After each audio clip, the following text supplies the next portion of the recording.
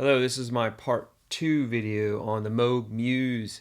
Today I'm going to be going over some of the modulation routing and how that works. For an example, this patch right here, I'm routing the LFOs and also using Aftertouch. So I'm just going to show you how that works. This is how the patch sounds. You just heard it. You can hear the Aftertouch in there, and you can hear some modulation going on. Well, the first thing you can do to see what's going on with modulation, if you want to see what's routed to any particular patch, is go to the mod map, which is right here in the programmer. And you see these illuminated numbers 1, 2, and 3. If you go to number 1, you see LFO2 is doing something. Number 2, LFO1 is doing something, and you have Aftertouch. So what I have going on here specifically is I have LFO1 is modulating the amp of LFO2, the amplitude, and LFO2 right there is modulating the cutoff of the first filter, and that's giving me a pulse. And I'm gonna show you what that sounds like. That's both the things in effect, both the modulations in effect. But if I go here to the programmer, I can mute some of this. So I can mute the first LFO. You still have the pulse, but it doesn't have quite that little funky jump that it's doing. It's more steady. If I unmute that.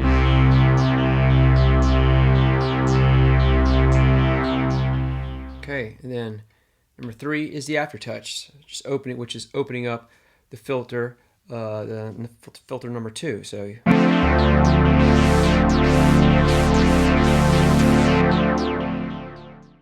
together that makes a pretty nice effect. And the way you route these is very easy, very quick. You have an assign button on each of these controls. So LFO1, LFO2, there's the assign button. Hit the assign button, and then whatever you want to control, if you want to control the filter, you move the filter cutoff, you move it clockwise or counterclockwise. That makes it a positive value or a negative value, and that's how it's going to react. With Aftertouch, you have the assignable controller section right here, and so you just hit the Aftertouch button, and now it's waiting for you to move something on the panel that the Aftertouch will be routed to. And if you go back to mod map, you can then toggle through here and make more adjustments. So Aftertouch, I use select value. I go over to destination. Okay, it's on VCF2 cutoff at 20.4. I can bring that way up to 100. So much more extreme. I can dial it way back to like 17. So once you use the assign button, you can go into the mod map and make further adjustments, or just to remind yourself of what's going on. Someone was asking about the Aftertouch. Is it hard to push down? It's not at all. It feels fine, especially when you got the amount cranked up. It's like it's right there, so that feels great. I'll show you. I'll mute all of these real quick. I'll just show you what I'm talking about with the assign button. So I'll hit Aftertouch. Number 4, I just hit number 4 in the programmer under mod map, so that opened up a blank modulation window right here. So I'll hit Aftertouch, and let's say we just move the cutoff again. That's a typical thing you would do. So you can see it's going. I'll move it way up to 90%, 89, 90%, yeah. And then hit enter there, and then you should have that new modulation. Same thing for the assign buttons in the LFO section, as well as these other controls in the assignable controller section, like velocity, mod wheel. There's a macro where you can assign multiple routings and then control it with this macro knob. So that's a look at the routing from the assignable controller section, and also from the assign buttons in different sections of the panel. Okay, next I'm going to demonstrate the sound of the filter sweeping, so you can get a feel for what that sounds like. Moogs are known for their unique filter sound, so I'm going to demonstrate that by sweeping through filter 2's cutoff with the mod wheel. I had that routed to filter 2, and this is what it sounds like.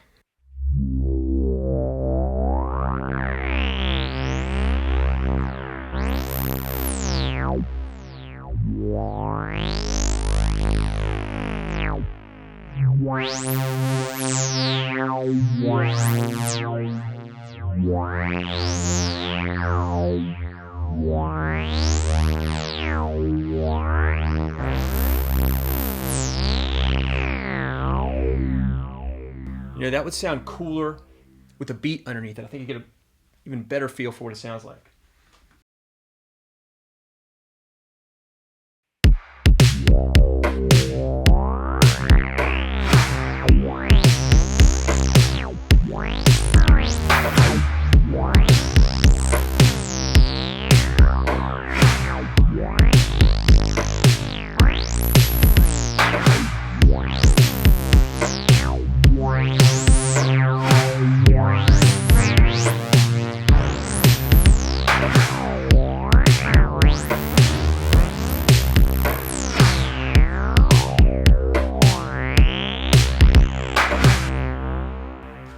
There you go, the sound of the filter.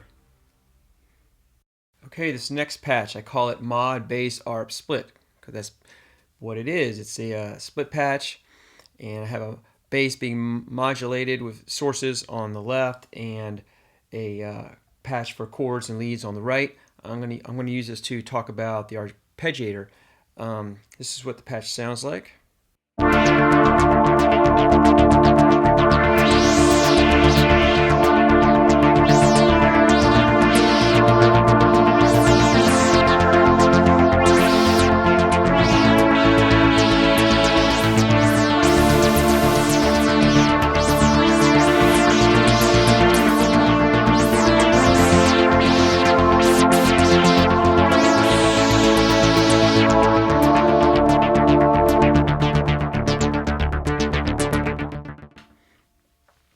Well, first off, you have the arpeggiator section, and you can turn it off and on. You have forwards and back controls. These are pretty much standard arpeggiator controls that you find on a lot of synthesizers. You've got direction, which is the order you play it in, pattern, which you can choose some patterns that are stored, and random, and then octave range, and clock divide.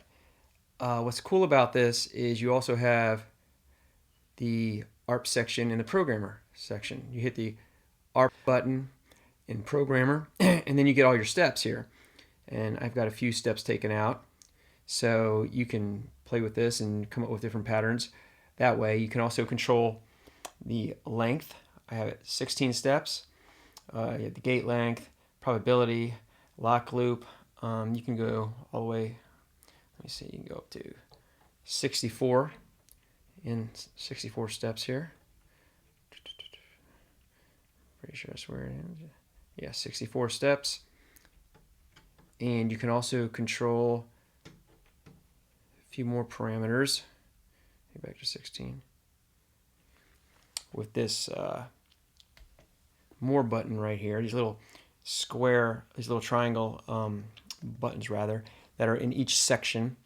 Some of them have nothing attached to them or below them. When you hit the button, I guess a future firmware update, they're gonna put something there.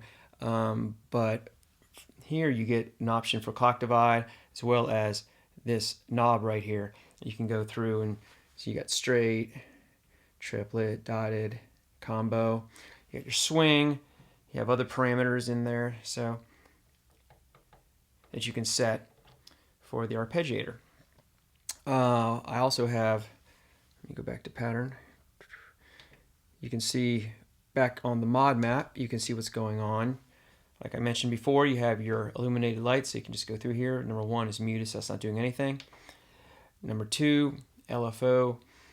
1 is controlling the filter cutoff, and there's aftertouch, a little bit of aftertouch going on to the mod oscillator amount. Because I have the modulation oscillator, which is this panel right here, modulating the filter amount of filter 1 and filter 2. So that's adding more of a pulse to the patch. If I take the arpeggiator off, I still have... Oh.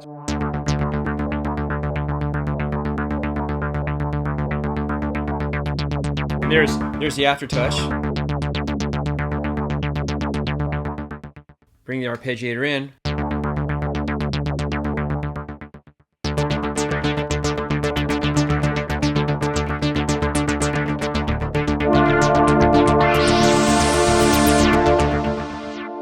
Now if we go back to ARP, you can see how I can adjust this pattern. I'll take a lot of these steps out so you can really see the difference. So I'll put them all back in. And this is 16 steps just going.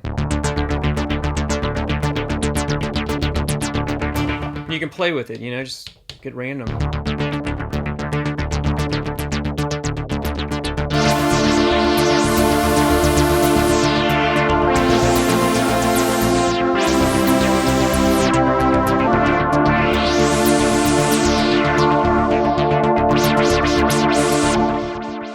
There you go, that's a look at the arpeggiator section. Alright, this patch demonstrates the use of the mod wheel and aftertouch to control the filter cutoff and vibrato on the oscillators. So the mod wheel is bringing in the pitch LFO. Now the pitch LFO is a dedicated LFO specifically dialed in to create vibrato effects on the oscillator, and it can also send to the detune knob as well as the mod oscillator. And the aftertouch is, you can go right here to the mod map. The aftertouch is going to VCF2 because I have that's the filter right now that's in play because I just had the high pass going on filter 1. So it's a classic effect. You've heard it in a lot of early funk records. Sounds like this.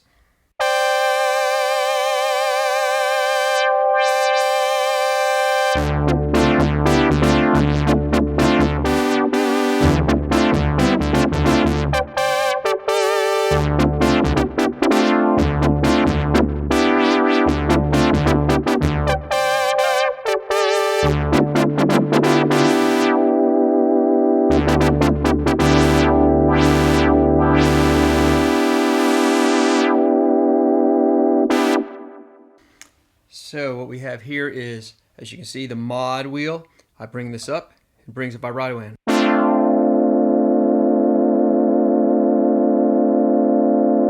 And that's coming from the pitch LFO. And then we have the aftertouch. Opening up the filter.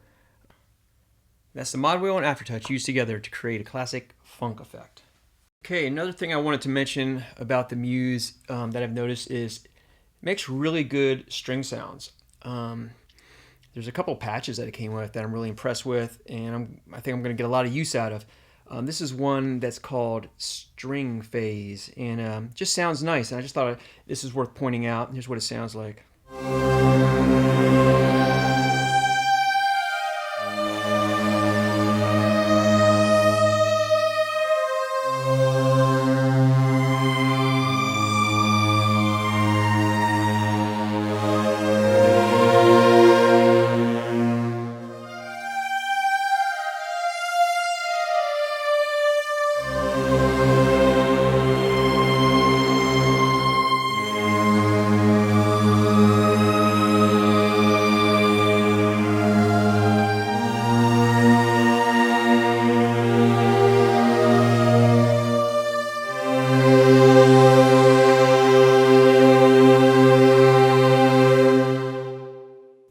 Got that classic old school synthesizer string machine sound going on.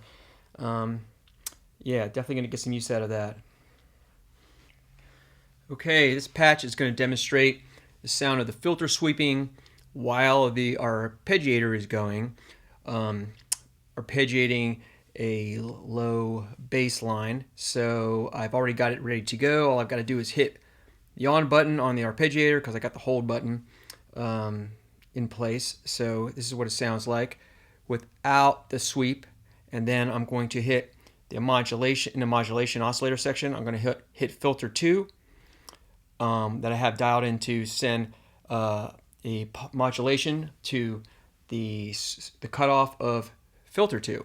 So you'll see what that sounds like. So this is just without that at first, with just the arpeggiator going, and then with the modulation. Here we go.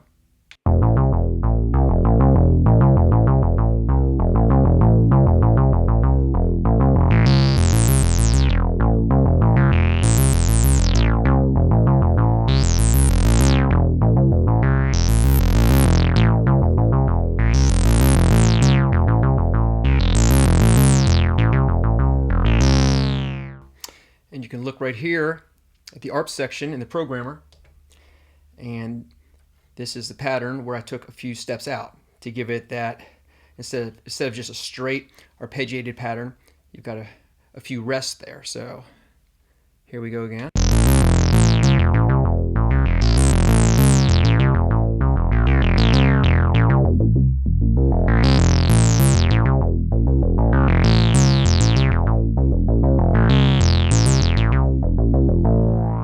See, I'll put them all back in and it'll sound like this.